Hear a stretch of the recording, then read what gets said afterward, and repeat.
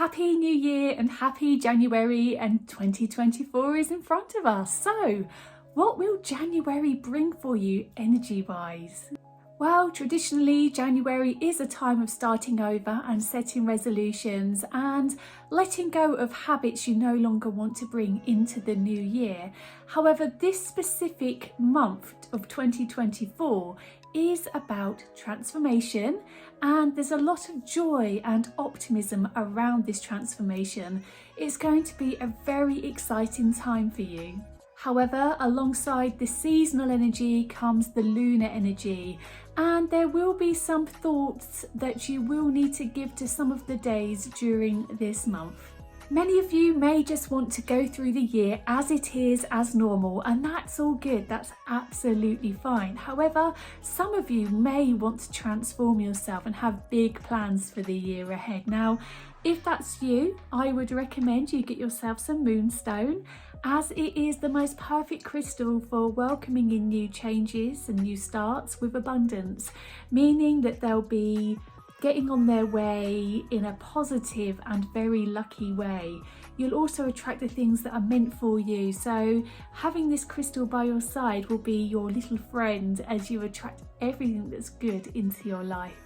On the 1st of January, it is the first portal day of the year. It is the manifestation day, which is very lucky indeed. So this is the day where you want to set your intentions for the year ahead.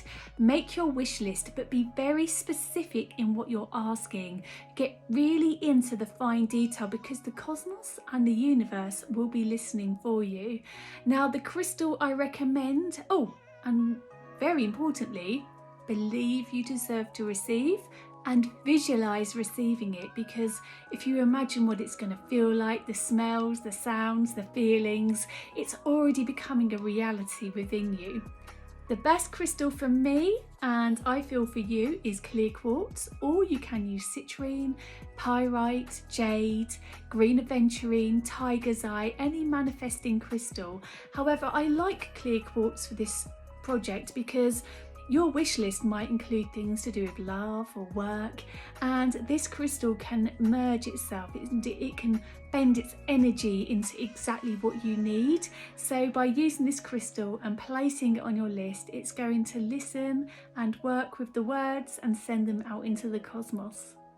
On January the 2nd, we've said goodbye to Mercury retrograde. Hurrah, what a way to start the year.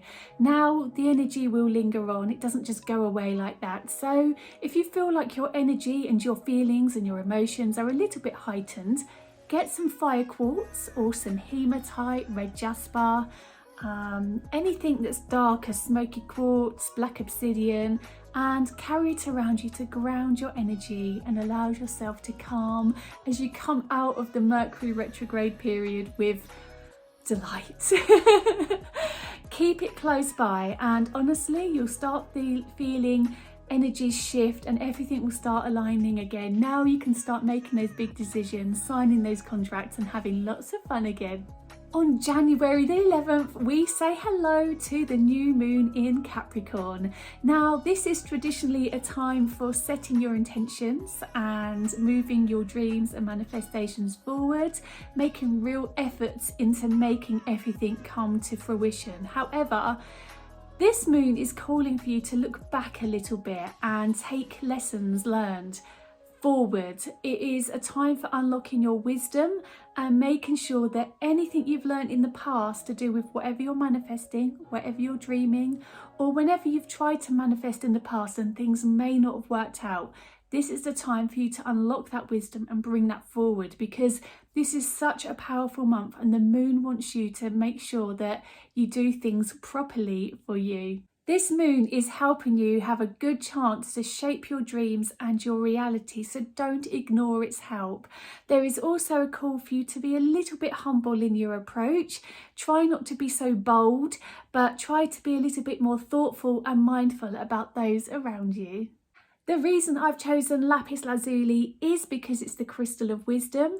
It's one that warriors used to wear as they went into battle because they were able to communicate well and think about all of the battles and everything they learnt to take forward to have success. So this is the crystal I recommend for this new moon. And on the 25th and the 26th of this month, we are going to welcome the full moon in Leo. Now again, the full moon is about releasing and letting go of cycles of things that no longer serve you. It's about moving on and clearing out the way, ready for the new moon to welcome in new things to your life and new opportunities and new starts and beginnings and all that jazz. However, there will also be big lessons ahead on this full moon. Now is the time for you to release your ego.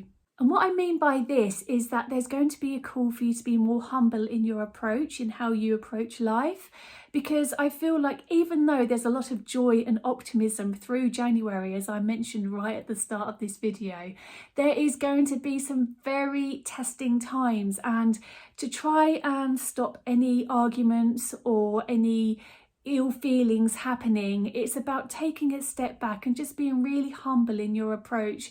And especially if you're having a lot of success whilst others aren't, it's about not being too flash and too over gaudy. Just take it down a notch and just allow your energy to simmer through and inspire people rather than upset people.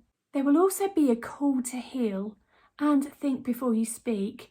Leo is a very proud energy, but be the bigger person. This is why I've chosen Amethyst, because it will help you think with clarity, with calmness and with ease. It will also diffuse situations that might be being a little bit stressful for you at this time. But even though it's wonderful to have this joy and optimism, sometimes it's just time to take it down a notch or two. Happy January.